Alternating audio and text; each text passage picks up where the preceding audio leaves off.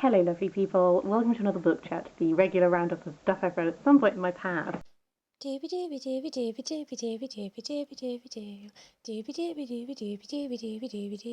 vlogs. I've got 4 books to talk about this week, let's go for it. I'll kick things off with my fiction, I'll end with my non-fiction. First up is The Mystery of the Blue Train by Agatha Christie. We need to take a minute, I love this edition, I think it is so beautiful, it is inspired by Art Deco train posters, I think it is lovely. I did pick this one up without knowing much about the concept of it because I've read a bunch of Agatha Christie by now and I know that I'm just interested in reading all of her books, so I thought, let's be shallow and go for a pretty one. As you might guess from the title, essentially someone is murdered while travelling on this train called the Blue Train. There are lots of different threads, there are lots of different strands. Poirot is trying to solve the mystery. It's classic Agatha Christie. I do know that she herself was not wholly satisfied with this book, and that's really interesting. Essentially, I had a really fun time.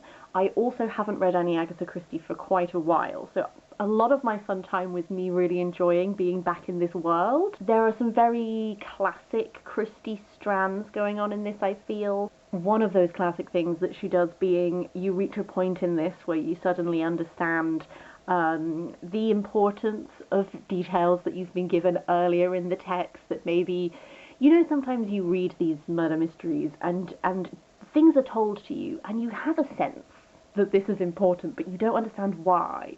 And then you reach that point later in the text where you get like a key moment and it unlocks everything and you're like, this is why these things felt important, because they are. I did manage to predict an aspect of this at a certain point.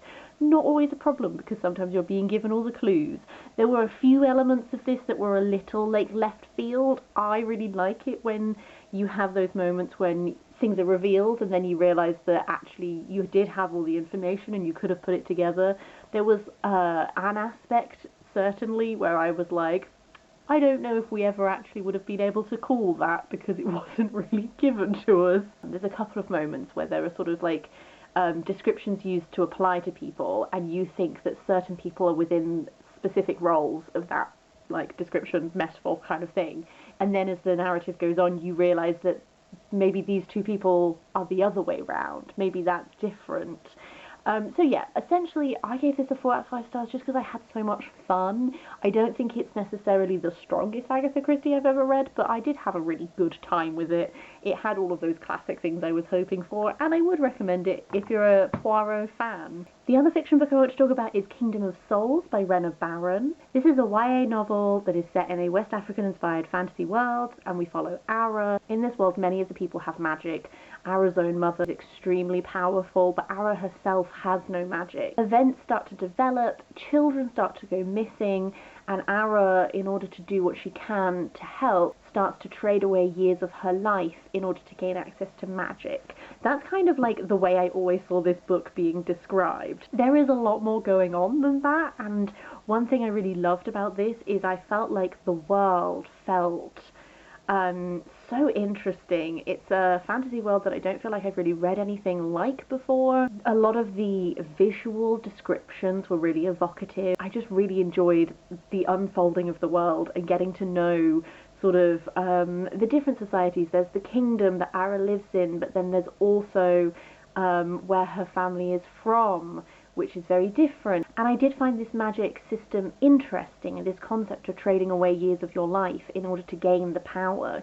In many ways, I wish that that had more of an impact. Essentially, although Ara does undergo these rituals to trade her life for magic, there are aspects with how it is dealt with that I feel like slightly negate some of the impact of that. That I was a little disappointed by. I think my main thing is that there was so much going on in this book, and the pro of that is that I had a really great time just whizzing through it. There were twists, there were turns, some things I kind of predicted, other things were like completely left field. I was always on my toes, and I did race through this book. Sort of the downside is that there are aspects that I felt like I would have liked to see more ramifications of, stuff like that magic arrangement, but then also just some of the plot threads appealed to me a lot more than others did, which is, you know, a personal preference thing. One example of that being is there's kind of a romance setup, and I just didn't really care for the romance. It was something that had quite a lot of time given to it, and I wasn't quite sure what the purpose was. I think slightly tied to that is also that there were definitely portions of the plot that dragged for me more than others. There were moments where things were very fast-paced and lots of things were happening, and I loved those the most. There were other moments where, due to like the nature of where they were or the travel that they were doing, that kind of thing, that did just feel a bit slower for me.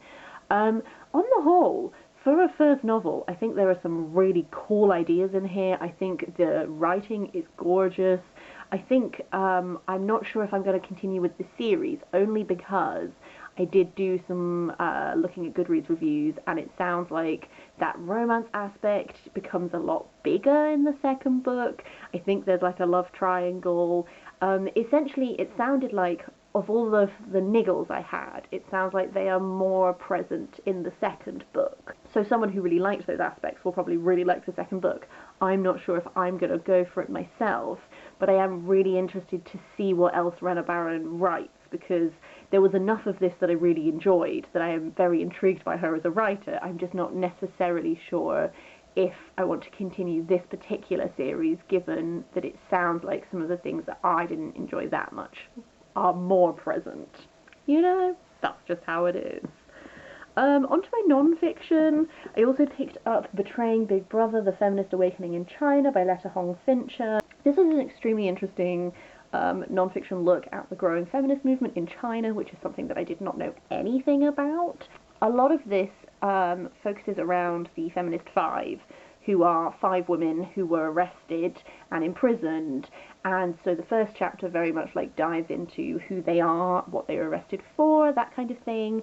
Other chapters, the book is very much rooted around them, but also other chapters do explore wider topics. I found it particularly interesting to see how this feminist movement is able to flourish given how tight the controls over the internet are. The fact that there is actually an internet presence for the feminist movement in China is in itself amazing.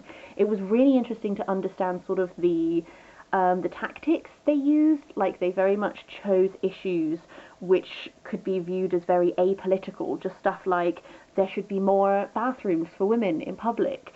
These topics which, because they are very neutral, it's very easy for a lot of people to connect with them, and then when they connect with that issue, start to understand the greater aims and the other things that they might be petitioning for and campaigning for and that kind of thing. On the whole, I just thought that this was really informative. I felt it was written in a really accessible and engaging way, because I don't know a lot about contemporary Chinese politics or the feminist movement at all. I don't know a lot about Chinese history, but for example, a comparative book that I was thinking of when I was reading this was Life and Death in Shanghai by Nien Cheng, because that is about her experiences during the Cultural Revolution, and then also Wild Swans by Chang, because her mother that she writes about in that book was really involved in the Communist Party. And essentially what I'm rambling about is it was really interesting comparing those points in history to this point in history, because one of the things she does talk about is, for example, the Communist Party initially was seen as a very empowering thing for women, because it was viewing putting men and women on the same platform as workers. And in many ways, early on in the Communist Party movement in China, they were quite empowering for women. It's just as time has gone on, that has changed. And I found those discussions really interesting, just because they were tapping into sort of a bit of an understanding that I did have. I also found all the other discussions really, really interesting. This has been very eye-opening, and definitely a book I would recommend if you want to get a better understanding of the feminist movement in China. The final book I want to talk about is just a dinky little one. This is Africa's Tarnished Name by Chinua Achebe.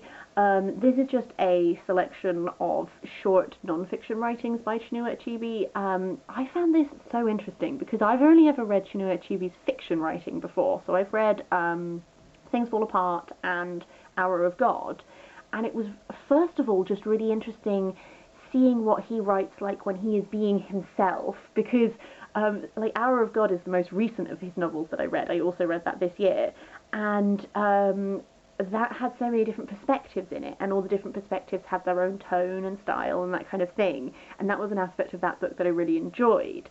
Whereas then to read what he is like when he is himself talking passionately about topics was really interesting, because I do feel like I've got a better sense of who he is as a person. I feel like a lot of the issues that he is talking about in this are issues which he also is exploring in his fiction. It's just this obviously takes out all of the construction, and we're just going like, right, what are the points? I do think that this is also very accessibly written. I think that he is able to really portray like his anger and his passion and that kind of things in what he is saying, but in a way that is also extremely easy to read and to take in. He's not using high language, he's very much talking as if he is talking to you and just like setting out how he feels about these things. So yeah, I really enjoyed this in the end actually, and it's made me interested to read more of his non-fiction as well as reading more of his fiction. That's everything I want to talk about in this book chat. As per usual, I would really love to hear your thoughts on any of them, and if you have any recommendations for similar things, do let me know. Leave a comment down below. Love to hear from you always. But yeah, otherwise, I hope you're having a very lovely day. I will see you next time for something different.